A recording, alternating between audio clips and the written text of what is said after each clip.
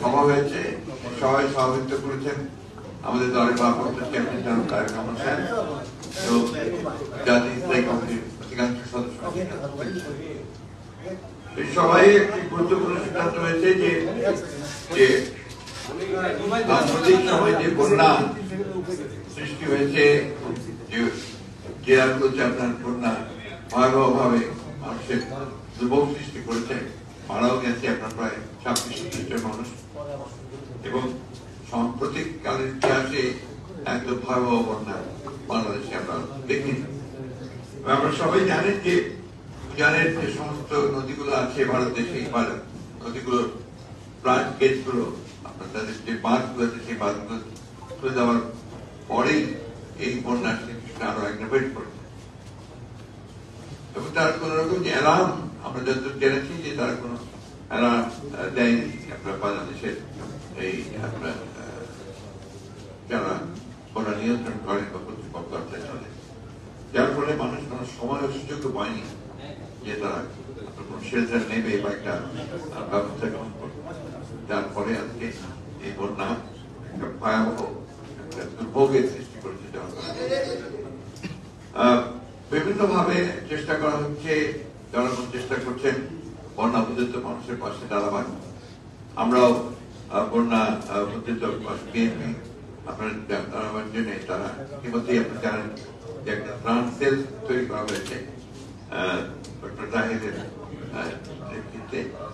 সেখানে দেশের বিভিন্ন জায়গা থেকে আমাদের বিএনপি নেতা কর্মীরা এবং সাধারণ মানুষ তারা সেখানে সহযোগিতা পাঠাচ্ছেন। সেখান থেকে আমরা আমাদের দলের বিভিন্ন নেতৃবৃন্দ তারা তাদের টিম নিয়ে এই জেলাগুলোতে, বিশেষ করে আপনার কুমিল্লা, ফেনী, নোয়াখালী এবং চট্টগ্রামের কিছু অঞ্চল তারা সেগুলোতে চলে গেছে এবং গত কয়েকদিন ধরেই তারা সেখানে আপনার এই বন্যা দুর্গত মানুষের পাশে দাঁড়িয়েছে।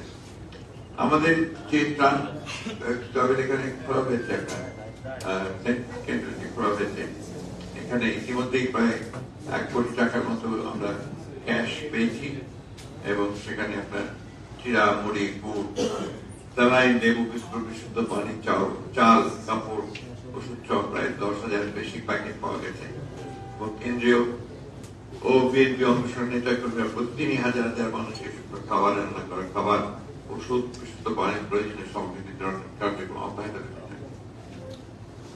আমরা ইতিমধ্যেই আমরা বলছি যে আমরা বিভিন্ন জেলাগুলোতে আমাদের টিমগুলো কাজ করছে, সেই টিমগুলোতে আমরা প্রায় 1 কোটি টাকার মতো টাকা আমরা ক্যাশ টাকা আমরা দিয়েছি, তারা সেখান থেকে সেখানে ত্রাণ সামগ্রী ক্রয় করে সেগুলো বিতরণ করছে। এবং এই বন্যার কারণে আমরা জানি আগামী 1 সেপ্টেম্বর আমাদের প্রতিষ্ঠা বার্ষিকী। এই প্রতিষ্ঠা বার্ষিকী আমরা জানি যে আমি আমাদের সঙ্গে বসেছিলাম, বলেছিলাম যে 6 দিন ব্যাপী একটা আপনার বড় কর্মসূচি নেওয়া হয়েছে। এই বন্যার কারণে আমাদের সবাই সিদ্ধান্ত হয়েছে যে আমরা এই কর্মসূচিকে একেবারে করতে বাতিল করে সেখানে যে অর্থ ব্যয় হওয়ার কথা ছিল সেই অর্থটা আমরা আমাদের ত্রাণ তহবিলে দিয়ে দেবো। ত্রাণ তহবিলটা জনগণের কাছে আপনার যারা দুর্গত জনগণ আছে তাদের জন্য সেটা দেওয়া হবে এবং আমরা এখন যেটা থাকবে কর্মসূচি হচ্ছে যে আমাদের দলীয় পতাকা উত্তোলন করা হবে প্রত্যেকটি আমাদের যে শাখাগুলো আছে সেগুলোতে সারা দেশে। একই সঙ্গে আপনার ঢাকাতে দলের প্রতিষ্ঠাতা, স্বাধীনতা ঘোষক, বহুদলীয় গণতন্ত্রের পুরো প্রবর্তক, সমৃদ্ধ বাংলাদেশের উপকার শহীদ বীর উত্তমের মাজারে জিয়ারত করা হবে, শ্রদ্ধা জানানো হবে, পুষ্পাঞ্জলি অর্পণ করা হবে। এটা 11টা। এরপরে আমরা দুপুরের পরে বাদ আসার সারা দেশেই দোয়া মাহফিল অনুষ্ঠিত হবে এবং সেই দোয়া মাহফিলে আপনার দুর্গত বন্যায় দুর্গত মানুষের জন্য, বাংলাদেশের মানুষের জন্য এবং সাম্প্রতিক যে আন্দোলন, সেই আন্দোলন নিহত শহীদদের জন্য আপনার আল্লাহর কাছে দোয়া চাওয়া হবে। একই সঙ্গে দেশের থেকে খালেদা জিয়ার সম্পূর্ণ রোগ মুক্তির জন্য আমরা দোয়া চাইব এবং আমাদের যারা কারাগারে আছেন তারা তাদের মুক্ত হওয়া দেশে ফিরে আসার জন্য আমাদের চেয়ারম্যান তারেক রহমান সাহেব যেন দ্রুত দেশে ফিরে আসতে পারেন, সেই জন্য আমরা দোয়া দিই। এরপরে আমাদের আলোচনা হয়েছে আপনার সামগ্রিক রাজনৈতিক যে পরিস্থিতি আছে পরিস্থিতি নিয়ে আলোচনা হয়েছে, এবং আপনার উপদেষ্টার ভাষণের উপর আলোচনা হয়েছে। এই হচ্ছিল কালকে আমাদের স্ট্যান্ডিং কমিশন মিটিং এ আপনাকে আমি জানালাম। আর একটা বিষয় যেটা আপনার খুব জরুরি আপনার জানানো, সেটা হচ্ছে যে আমরা লক্ষ্য করছি যে বিভিন্ন জায়গায় আপনার কিছু কিছু দুর্বৃত্ত তারা বিভিন্ন রকম অপকর্ম করে বিএনপির উপরে আপনার চাপানোর চেষ্টা করছে। আমরা খুবই স্পষ্ট ভাষায় বলে দিতে চাই, যেটা আগেও বলছি আবারও বলছি, যে কোন রকম দুর্বৃত্তায়নের সঙ্গে বিএনপি বা বিএনপি সংগঠনের কর্মীরা জড়িত নয়। এটা খুব জোর দিয়ে বলছি, এটা কাইন্ডলি এটা আপনারা বলবেন। আমি আজকে আমার কাছে খুব অবাক লেগেছে যে নাম করা পত্রিকাগুলো তারাও আপনার এইভাবে নিউজ করছেন বিএনপিকে জড়িয়ে। এটা আমি মনে করি সমস্যা নয়। একজন দুজন ব্যক্তি বা কোনো ব্যক্তিরা যদি তারা এটার কোনো অপকর্ম করে, বিএনপির ব্যানার দিয়ে তো করে না, ব্যক্তিগত ভাবে করে যদি করতে, এবং সাথে সাথে এটার বিরুদ্ধে ব্যবস্থা নেওয়া হচ্ছে। আপনারা নিশ্চয়ই দেখেন পত্র পত্রিকা গেছে আমাদের প্রায় 56-57 জন নেতা যারা জড়িত ছিল কর্মী, তাদের বিরুদ্ধে কিন্তু ব্যবস্থা নেওয়া হচ্ছে, দল থেকে বহিষ্কার করা হয়েছে। এই জিনিসটা আমি অনুরোধ করবো, এই জিনিসটা আপনারা অবশ্যই একটু মানে আপনাদের পত্রিকা বা আপনাদের চ্যানেলের মধ্যে এটা একটু মাথায় নেওয়ার জন্য আমি অনুরোধ করবো। আরেকটা জিনিস আমি অনুরোধ করবো ল এনফোর্সিং এজেন্সিদের কাছে, এটা এবং আমার দলের শুধু না সব মানুষের কাছে, যে ঢালাও মামলা দেওয়া হচ্ছে এবং আপনার যে কোনো মানুষের বিরুদ্ধে শত্রুতা থাকলেও মামলা দেওয়া হচ্ছে। এই মামলাগুলো নেওয়ার আগে আপনার আইন শৃঙ্খলাকারী বাহিনী যেন একটু যাচাই করে নেয় যে কোনটা সম্ভব কোনটা সম্ভব না। প্রাথমিক যে তদন্ত সেটা করা দরকার। তা নাহলে একটু ব্যক্তিগত সূত্র থাকলে তার নাম নিয়ে দেওয়া হচ্ছে।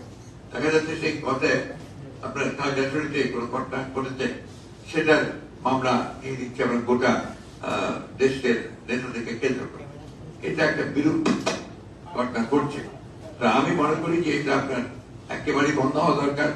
আমি আমাদের দলের সকল নেতা কর্মীদের কাছে আহ্বান জানাবো যে তারা এমন কোন মামলা দেবেন না যে মামলাতে কোনো সারবস্তু থাকবে না, এবং সব মামলায় কেন্দ্রীয় নেতৃবৃন্দকে আপনার জড়িত করে মামলা দেওয়া এটাই বোধহয় সমীচীন নয়। যেখানে তার সম্পৃক্ততা থাকবে সেটাই দেওয়া দরকার। এরপরে আপনার কিছু কিছু জায়গায় এমন অভিযোগ এসছে জেলা প্রশাসকের বিরুদ্ধে মামলা দিয়ে দিচ্ছে, সেই মামলা নিচ্ছে, এটা ঠিক না। একটা প্রশাসন আছে, একটা আপনার এখন ইন্টারিম গভর্নমেন্ট আছে, একটা ক্রান্তিকাল পার হচ্ছি আমরা। এই সময় যতটা সম্ভব এই সরকারের সঙ্গে সহযোগিতা করে, প্রশাসনের সঙ্গে সহযোগিতা করে একটা স্টেবিলিটি নিয়ে আসা, স্থিতিশীল অবস্থা নিয়ে আসা। এখন এই স্থিতিশীল অবস্থাকে কখনই ব্যাহত করা উচিত না। এটা আমরা আহ্বান জানাবো যে আমাদের দল কর্মী, নেতা কর্মী, অন্যান্য দলের নেতা কর্মী, একই সঙ্গে জনগণ যেন আপনার এই বিষয়গুলো অবশ্যই বিরত থাকেন, এবং যেটা সত্য সেটাই শুধুমাত্র তারা মামলা করে নিয়ে আসে। তাহলে এখন যেভাবে মামলা হচ্ছে সেটা আমি মনে করি সেটা এই বিপ্লব হয়ে গেছে, এই বিপ্লবকে আমরা সংহত করবে না। আমরা যে উদ্দেশ্য আমাদের একটা আপনার এই ইন্টারিম গভর্নমেন্ট সংস্কারগুলো করে তারা একটা নির্বাচনের দিকে যাবে, সেই উদ্দেশ্যটা অনেক সময় ব্যাহত হওয়া সম্ভব না। আরেকটা কথা যেটা আমি বারবার বলছি, আমরা বলছি যে এই বিপ্লবকে ব্যর্থ করার জন্য কিন্তু একটা গভীর ষড়যন্ত্র রয়েছে, চক্রান্ত আছে। আপনারা লক্ষ্য করে দেখবেন যে বিদেশ থেকে, বিশেষ করে পার্শ্ববর্তী দেশ ভারত থেকে এমন কতগুলো প্রচারণা চালানো হচ্ছে, যে প্রচারণাগুলো থেকে যেন বাংলাদেশের যে বিপ্লব সেটাকে তারা নস্বাত করতে, কতগুলো পলিটিক্যাল ইস্যুকে তারা কমিউনাল ইস্যু বানাতে চায়, যেটা একেবারেই গ্রহণযোগ্য না। আপনার প্রথম দিকে যে ক্যাম্পেইন চালানো হয়েছে যেখানে মাইনরিটিদের উপর অত্যাচার নির্যাতন করছে, এর বোধ হয় 1-2% সঠিক, এবং যে ঘটনাগুলো ঘটেছে সেগুলো কিন্তু আপনার কমিউনাল এবং এট দি সেম টাইম এর সঙ্গে পলিটিক্স সরি কমিলার না, পলিটিক্যাল। সেই জিনিসটা আমাদের কিন্তু দেশের স্বার্থে, জনগণের স্বার্থে এটাকে আমরা প্রচার করা উচিত। দ্বিতীয়ত হচ্ছে যে আপনার এই যে এখন যেটা অনেকে অভিযোগ করছেন দখলদারি, আপনার বিভিন্ন রকম, এগুলো কিন্তু একটা ক্যাম্পেইন কনসার্ট ক্যাম্পেইন, এবং আমি বলতে বাধ্য কিন্তু অত্যন্ত আবার আগের মতো 1-11 মতো বিএনপি কে লক্ষ্য করে সেই কাজগুলো করা, এটা আমি মনে করি যেটা অত্যন্ত একটা অন্যায় হচ্ছে, অবিচার হচ্ছে। কারণ বিএনপি গত 15 বছর ধরে এই দেশের গণতন্ত্রকে পুনরুদ্ধারের জন্য সবচেয়ে বেশি ট্যাক্স স্বীকার করছে। বিএনপি চেয়ারপারসন 6 বছর জেলে ছিল এবং সম্পূর্ণ মিথ্যা একটা ফেক মামলায় ভারপ্রাপ্ত চেয়ারম্যান বিদেশে নির্বাসিত অবস্থায় আছে। আমার এখানে আমাদের শীর্ষ নেতারা একজনও বাকি নেই যারা জেলে 2-3 বার 4 বার 5 বার 10 বার 11 বার যায়, এবং তার পরবর্তী স্তরের নেতারা 124, 140, 150, এমনকি 326টা পর্যন্ত মামলা রয়েছে। সাজা হয়েছে প্রায় 2,500 নেতা কর্মীর বিরুদ্ধে। গুম হয়ে গেছে আমাদের 700-800 নেতা কর্মী, হত্যা হয়েছে, নিহত হয়েছে, শহীদ হয়েছে প্রায় আপনার মোট 2,500, গ্রেপ্তার হয়েছে হাজার হাজার। একটা সময় আসে আর গ্রেপ্তার হয়ে যায় 37,000, 28,000। এই বিষয়গুলো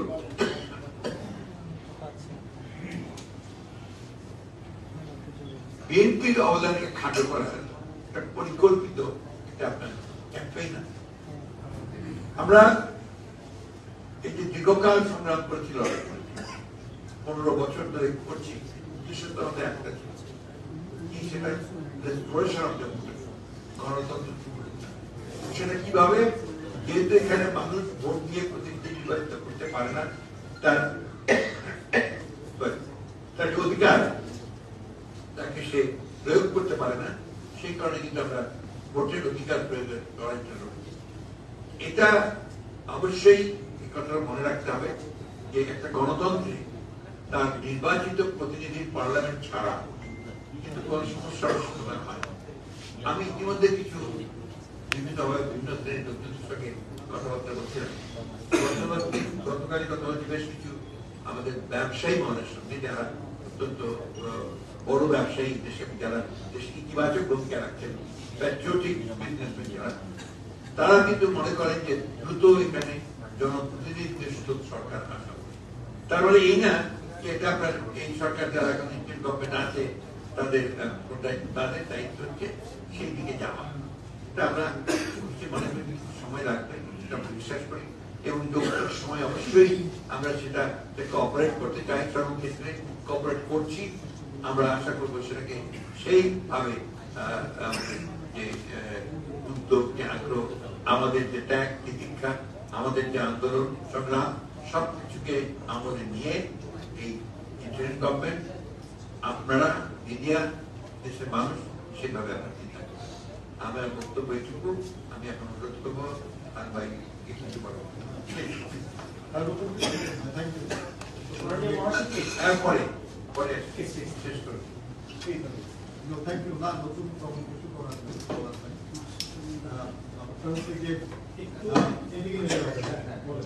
আমার মনে পড়ছিল যে সম্মেলনে চিলু বা কেনিয়া ওখানকার রাষ্ট্রপতি শ্রমিক নেতা ছিলেন। আমরা একসাথে অনেক কনফারেন্স করেছি, কিন্তু উনি যখন রাষ্ট্রপতি হলেন 3 জন শ্রমিক নেতাকে মন্ত্রীও করলেন, শিল্পমন্ত্রী, একজন শ্রমমন্ত্রী, একজন বাণিজ্য। এই তাদেরকে নিয়ে উনি আইএলও কনফারেন্সে আসছিলেন বক্তব্য রাখার জন্য, এবং সেই বক্তব্যে উনি হেড অফ দি স্টেট উনি এসে বলতেছিলেন আর কি যে গত 30 বছর আমি আন্দোলন করেছি শ্রমিকদের পক্ষে, 30 বছরে যত ধর্মঘট করেছিলাম গত 2 বছরে তার চেয়ে বেশি ধর্মঘট করেছে। এবং যারা ধর্মঘট করেছে এরা আমার সহকর্মী, একসাথে আমি তাদের সঙ্গে কাজ করেছি, আমি তাদের নেতা। কেন করেছে এটা? কারণ এই এর আগের যে 30 বছর সেখানে স্বৈর শাসন ছিল, মানে মানুষের দাবি দেওয়া আদায় পরিবেশ ছিল না, তাদেরকে তার অধিকার বঞ্চিত রাখা হয়েছিল, যার জন্য যখনই গণতান্ত্রিক শাসন ফিরেছে তখনই অনেক লোক একসাথে এই দাবি দেওয়াদের জন্য দ্রুত চেষ্টা করছে। তখন তারা চেষ্টা করে লোকজনকে বোঝানো সক্ষম হয়েছে তারা যে গণতন্ত্র ফিরে এসেছে, সমস্যার সমাধানও হবে, কিন্তু তার জন্য কিছু সময় দরকার এবং আলোচনার মাধ্যমে হওয়া দরকার। যদি এইভাবে মানে হরতাল ধর্মঘট করা হয় অপ্রস্তুত অবস্থায়, তাহলে বরঞ্চ আরো অর্জিত যে সাফল্য সেটা ক্ষতিগ্রস্ত হতে পারে। আমি বাংলাদেশের এরকম অবস্থা দেখতেছি। আমরা কয়েকদিন আগে দেখলাম আমাদের একটা আনসার বাহিনী তারা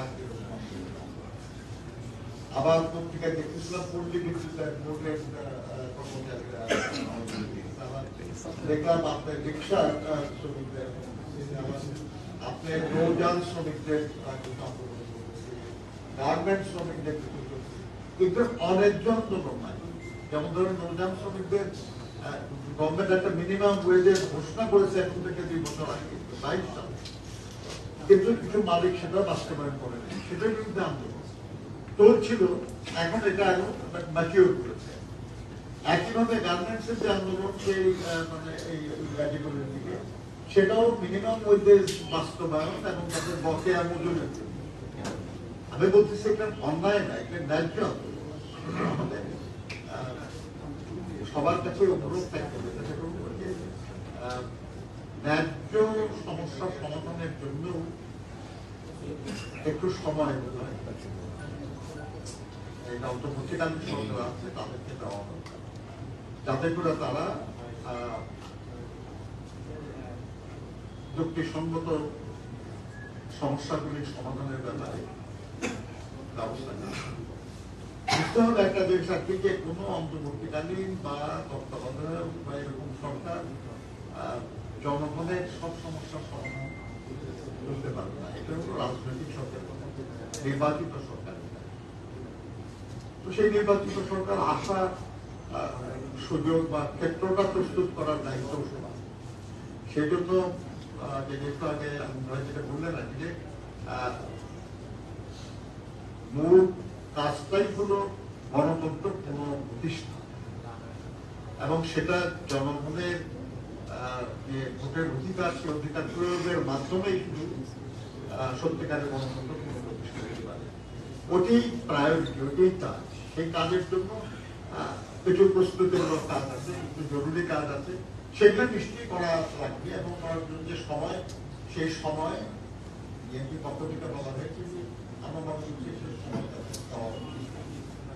কিন্তু ফাইনালি আমাদের চেষ্টা থাকবে যত দ্রুত সম্ভব জনগণের শাসন আর সেই লক্ষ্যে আমাদের সবাইকে কাজ করতে হবে। আমি বেসিক্যালি শ্রমিক আন্দোলনের মুখ্য হিসাবে আমি বলবো যে আমাদের শ্রমিক যারা আছেন তাদেরও দায়িত্ব সমস্যার সমাধান হওয়া দরকার। এই ধরনের ব্যাপার নিয়ে আন্দোলনদের করতে হবে কেন? বকেয়া দাবি নিয়ে কিংবা মজুরি বোর্ড বা সরকার ঘোষণা করেছে সেটা বাস্তবায়ন হচ্ছে না, এই কারণে আন্দোলন করা লাগবে। এগুলো যাতে না লাগে সেই জন্য সংশ্লিষ্ট যারা উপদেষ্টা আছেন তারা আলোচনার ব্যবস্থা গ্রহণ করে। আর পাশাপাশি শ্রমিক কর্মচারীদের লক্ষ্য যেটা সেটা হলো যে নানা ষড়যন্ত্র আছে, তাদের দাবি ন্যায্য, কিন্তু সেই ন্যায্য দাবি আদায়ের আন্দোলন যেন ষড়যন্ত্রকারীদের সুযোগ করে না দেয়, এটা খেয়াল রাখতে হবে।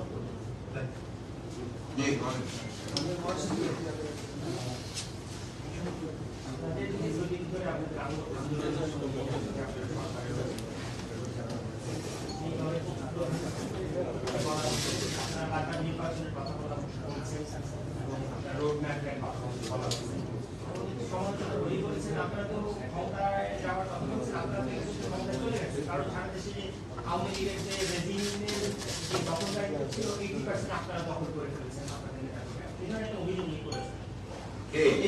কে করেছে? জামাত ইসলামের ওইটা পরিষ্কার করে বলেন। জামাত ইসলামের ওইটা পরিষ্কার করে না বলে পরিষ্কার হবে না। জামাত ইসলামের আমি গতকালকে একটা ওনাদের দলীয় একটা সভায় আপনারা নির্বাচনের পরিবর্তে দিচ্ছে এই বন্যা সভা এবং দেশের এই অস্থিতিশীল পরিবেশের মধ্যে এটার উনি সমালোচনা করেছেন এবং বলছেন আপনারা ইতিমধ্যে ক্ষমতায় চলে এসেছেন, কারণ সারা দেশে 80% দখলদারিত্ব আপনাদের নেতা দখল করে নিয়েছে, এই ধরনের একটা অভিযোগ উনি করেছেন। আপনাদের আসলে বক্তব্য এটা বক্তব্য আগে দিয়েছি তো, যে এটা তো একটা পরিকল্পিত একটা চক্রান্ত। আমরা তো ভুলে যাইনি, আমরা আপনার 1/11 কথা তো ভুলে যাইনি। 1/11 যেটা হয়েছিল সেটা হচ্ছে বিরাজনীতিক ডিপলিটিসাইজেশনের একটা প্রচেষ্টা। যাদের দুর্ভাগ্যজনক ভাবে যাদের জনসমর্থন নেই, তাদেরকে বিপুল মনে করে না যে এরা সরকার চালাতে পারবে, তারা ধরনের চিন্তা ভাবনা অনেক সময় করে বিভিন্ন রকম ভাবে। আমি কারো কোনো দলের নাম বলছি না। সবচেয়ে বড় জিনিস হচ্ছে যে আমাদের লড়াইটা পুরোপুরি ভাবে একটা গণতন্ত্রকে পুনঃপ্রতিষ্ঠার রেস্টোরেশন অফ ডেমোক্রেসি, সেটার জন্য তো আমরা নির্বাচনের কথা বলবো। এটা তো আমাদের রাইট। আমরা তো নির্বাচনের জন্যই এতদিন ধরে সংগ্রাম করেছি, লড়াই করেছি। আমরা আপনার যে তত্ত্বাবধায়ক সরকারের যে বাতিল করা হলো, তার জন্য তো ওই দলগুলো মিলেও তো আমরা আন্দোলন করেছি। ওই দলগুলোর অনেকের কিন্তু আপনার তারপরের আন্দোলনের পরে অনেক নির্যাতন ভোগ করতে হয়েছে। এমনকি আপনার তাদের অফিস টফিস আদালত সব বন্ধ করে দেওয়া হয়েছে, ঠিক না? এখন ওই আন্দোলনকে, ওই বিষয়কে বাদ দিয়ে তার অন্য কোন রাজনৈতিক চিন্তা এই মুহূর্তে করবো না। হ্যাঁ, আমি অবশ্যই বলেছি যে ইন্টারিম গভর্নমেন্ট এসছে, আন্দোলনের মধ্য দিয়ে এসছে, বিপ্লবের মধ্য দিয়ে এসছে। অবশ্যই এই ইন্টারিম গভর্নমেন্ট তাকে সেই যৌক্তিক সময় অবশ্যই দিতে হবে। তার জন্য সকল প্রকার কোঅপারেশন, সহযোগিতা কিন্তু আমরা এখন পর্যন্ত করে চলেছি, করবো। যতদিন আমরা মনে করি যে সরকার রাইট ট্র্যাকে থাকবে, অবশ্যই আমরা সেটা করবো। আমরা তো ভুলে যাইনি 1/11 কারা চেষ্টা করেছিল বিরাজনীতি করে ডিপলিটিসাইজেশন, রাজনীতির দরকার নেই, সিলেক্টেড লোকজন আসবে, এই ধরনের চিন্তা ভাবনা করেছে। এমনকি ওই সময় আমার দলকে পর্যন্ত আপনার পুরোপুরি বাতিল নিশ্চিন্ন করার চেষ্টা হয়েছে। এই কথাগুলো তো আমি ভুলতে পারি না। এটা আমার গণতন্ত্রের জন্য, আমার রাজনীতির জন্য, দেশের উন্নয়নের কল্যাণের জন্য তো এটা আমাকে মনে রাখতে হবে। আবার যদি ওই চেহারাগুলোই সামনে দেখি, তখন তো যথেষ্ট সন্দেহের উত্তর পাই, যখন প্রশ্ন এসে যায়। এই জন্য আমরা সেটাও বলেছি যে আমরা এইবার আন্দোলনে এবং এই বিগত ফ্যাসিস্ট আওয়ামী লীগ সরকারের দোষর হিসাবে যারা কাজ করেছিল, যারা তাদেরকে সহায়তা করেছে, যারা তাদেরকে এই হত্যা করতে সহায়তা করেছে, আমরা তাদের চেহারাগুলো দেখতে চাই, একই সঙ্গে দেখতে চাই না। যারা গণতন্ত্রকে আপনার ব্যাহত করার জন্য, ধ্বংস করার জন্য কাজ করেছে, তাদেরকে আমরা সেইভাবে এই দেশে মারতে চাই। মানুষ এখানে একটা ডেমোক্রেটিক সেট আপ চায়, একটা গণতন্ত্র চায়, মানুষের নির্বাচন চায়। আপনি দেখবেন যে মানুষ কত খুশি হয় যখন নির্বাচন আসে, সেটি অবাধ, সুষ্ঠু, নিরপেক্ষ হয়, মানুষ সেটা গ্রহণ করে। এই জিনিসটা আমাদের মাথায় রাখতে হবে। আমি যদি আপনার একজন ব্যক্তি মিলে আমি মনে করি যে আমরা আপনার একেবারে স্বর্গ বানিয়ে দিতে পারবো, আমার এই চিন্তাটা একদম সঠিক হবে না। কারণ পিপল আলটিমেটলি, জনগণ যারা ডিসাইড করবে যে দেশ কিভাবে চলবে, এটা সেই জন্য আমরা বিশ্বাস করি যে সংস্কারের দাবিটা আমরা তুলেছি। আমরা 31 দফা দিয়েছি, 31 দফা থেকে কমিয়ে 10 দফা হয়েছে, 10 দফা থেকে 1 দফা হয়েছে। নিশ্চয়ই আপনারা ভুলে যাননি, আমরা এটা নিয়ে রীতিমতো আন্দোলন করেছি। সারা বাংলাদেশ আমরা চষে বেরিয়েছে, এটা নিয়ে সমাবেশ করেছি, লক্ষ লক্ষ মানুষ এসেছে আমাদের 31 দফার পর। তো আমরা তো সংস্কার চাই, তো সেই সংস্কারটা তো অবশ্যই হতে হবে আপনার একটা জনগণের সমর্থন নিয়ে সমর্থন হতে হবে। এই কথাগুলো আমরা বারবার বলি। আমি আশা করি আপনারা এই জিনিসগুলোকে সেইভাবে আমাদের যে বক্তব্য, সেই বক্তব্যকে সবসময় ভালোভাবে তুলে ধরেছেন, সেটা তুলে ধরবেন। আর জনগণের মধ্যে যেন কোনো বিভাজন সৃষ্টি না হয়, আমি অনুরোধ করবো সবাইকে তারা যেন এই ধরনের এমন কোনো বক্তব্য না দেন যে বক্তব্য কখনো বিভাজন সৃষ্টি করবে।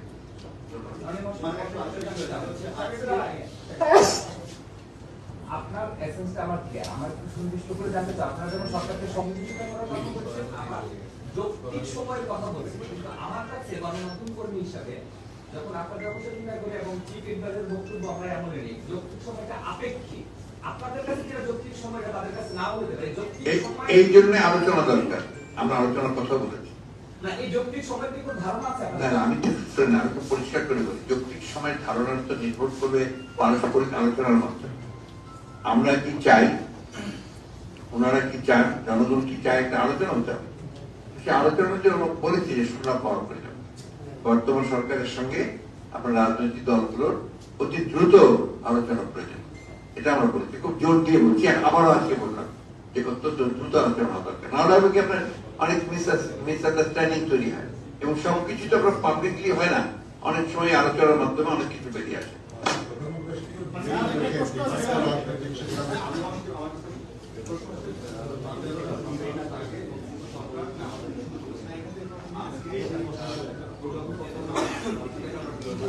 না, আমরা কোন রাজনৈতিক দলকে নিষিদ্ধ করার পক্ষে না, সেই যে দলই হোক। আর আপনার আমার সংবিধান গণতন্ত্রের মূল লক্ষ্য হচ্ছে আপনার যে কোনো ব্যক্তির যে কোনো অধিকার রয়েছে সংরক্ষণ করবার, এবং সেটা তো কিন্তু স্বাধীনতা সার্বভৌমত্বের পক্ষে থাকছে। আমার বাংলাদেশ স্বাধীনতায় যে বিশ্বাস করে না করে সেই ধরনের একটা দলকে তো সমর্থন করা যাবে না। কিন্তু আমরা মনে করি যে মানুষের অধিকার আছে, যে অধিকার তার সাংবিধানিক অধিকার, যে একটা সংগঠন তৈরি করবার, রাজনীতি করবার অধিকার আছে, সে করতেই পারে। এটা নিয়ে আমাদের বিরূপ কোনো নেই।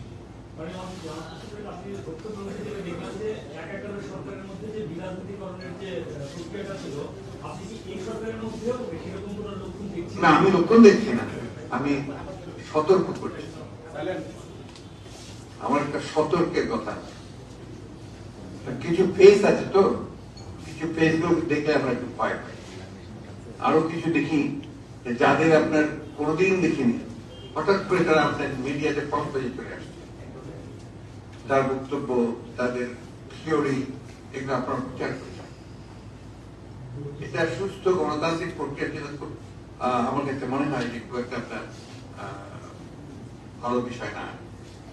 খেয়াল করে দেখতেন আপনারা, নিশ্চয়ই আমাকে ভালো বুঝবেন, আমি তার নাম বলতে চাই না, কিছু বলতে চাই না, তাদের কখনোই দেখলাম না, কোনোদিন তারা সামনে আসবে না, দেশের মানুষের সামনে আসবে না, আমরা কখনোই দেখলাম না। এখন হঠাৎ করে দিকে তারা একটু ফ্রন্ট পেজে চলে এসছে। তাদের স্বাভাবিক আসতেই পারে, সব কিছু ঠিক আছে, কিন্তু তাদেরকে আমরা চিনি না, তাদের বক্তব্য কি বলতে চান, কি করতে চান, সেটাও বলতে চান, মানুষ বোঝে না। দেশের মানুষকে কি জিজ্ঞেস করে, যে কোনো মানুষকে বলবে হ্যাঁ ভাই একটা নির্বাচন এখনই দরকার। তাহলে বললাম যে আপনাকে, বাংলাদেশের সবচেয়ে বড় ব্যবসায়ীরা তারা মনে করছে যে অতি দ্রুত একটা elected government should be there, ব্যবসার জন্য, আপনার শিল্পের উন্নতির জন্য, অর্থনীতিকে সচল করার জন্য। খুব পরিষ্কার ভাবে বলছেন তারা, যেটা সুনার দ্য বেটার। কারণ আমদানি করবে, তারা বলে যে গভর্নমেন্ট ঠিক মতো না থাকে, আমরা সেখানে পাঠাবো না। যারা রপ্তানি করবে তারা বলছে তোমাদের একটা ইলেকটেড গভর্নমেন্ট না থাকলে তো আমরা কোনো ব্যবসা করবো না। It is a fact. আপনারা যে কোনো বড় ব্যবসায়ীর সঙ্গে কথা বলেন, ব্যবসায়ী লিডারদের সঙ্গে কথা বলেন, ইট আ ফ্যাক্ট। তো আমি জানি যে আমাদের ইকোনমিকে আপনার রিফর্ম করা দরকার, অতি দ্রুত ব্যাংকিং সিস্টেমকে রিফর্ম করা দরকার, আমার মনিটারি সিস্টেমকে রিফর্ম আনা দরকার 100%। এটা যত তাড়াতাড়ি করা যায় সেইটাই ভালো। আমার পরামর্শ থাকবে গভর্নমেন্টের কাছে, যে দেশের যারা একবার গণ্যমান্য পরিচিত পার্টস আছেন, বিশেষজ্ঞ আছেন, তাদেরকে সম্পৃক্ত করা দরকার দ্রুত কাজ করার জন্য। দরকার বিভিন্ন কমিটি করে তারা এগুলো দ্রুত কাজ করতে পারে। গভর্নমেন্ট তো আমরা চালিয়েছি, এবং আমরা আপনার সেই অভিজ্ঞতা থেকে আমরা বলছি যে এগুলো বিভিন্ন কমিটি করে দিয়ে তারা কয়েকটা কমিশন করছেন। আমি আশা করবো যে সেই কমিশনগুলো কাজ করবে, কিন্তু রিফরমেশনের জন্য তাদেরকে রাজনৈতিক দলগুলোর সঙ্গে আলোচনা করে, প্রয়োজনীয় কিছু কমিটি করে তাদেরকে দ্রুত করা উচিত।